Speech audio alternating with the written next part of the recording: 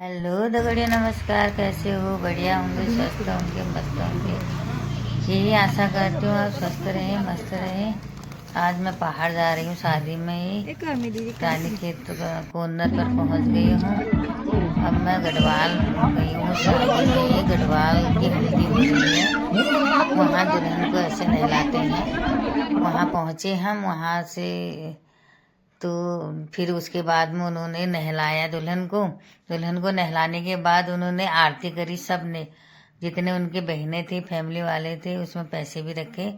सब ने दो दो जने मिलकर सब ने आरती करी। और आप देख रहे होंगे तो दुल्हन के सर पर कलश रखा है। और मैंने थोड़ी हट के रिवाज देखी वहाँ, और नई चीज देखने को मिली।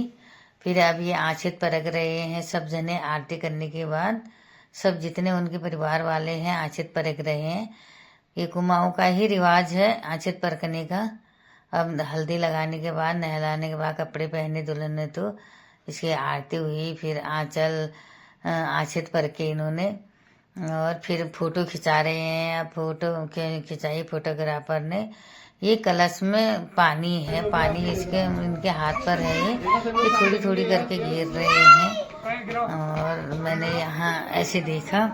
उसके बाद में इन्होंने हम पूजा वूजा होने के बाद में फिर रात की तैयारी होनी शुरू हो गई थी। अब दुल्हन सज गई है। दगड़ियों, दुल्हन सजने के बाद उनके पिताजी हैं। दुल्हन के पिताजी की स्थिति क्या होती है सभी को पता होता है। बेटी की, जिसकी भी बेटी होगी वो समझ सकता है। और ये उनकी दो माएँ हैं दुल्हन की। और दुल्हन की दो माँ हैं, बहुत प्रेम से रहते हैं ये, और बहुत प्रेम करते हैं अपनी बेटी को भी। तब अब दुल्हन को सजा दिया है। अब फोटोग्राफर वाला अपने फोटोग्राफी कर रहा है। उसके बाद में हमने भी अब तैयार हो गए थे। हम फिर हम तो लेटी पहुँचे।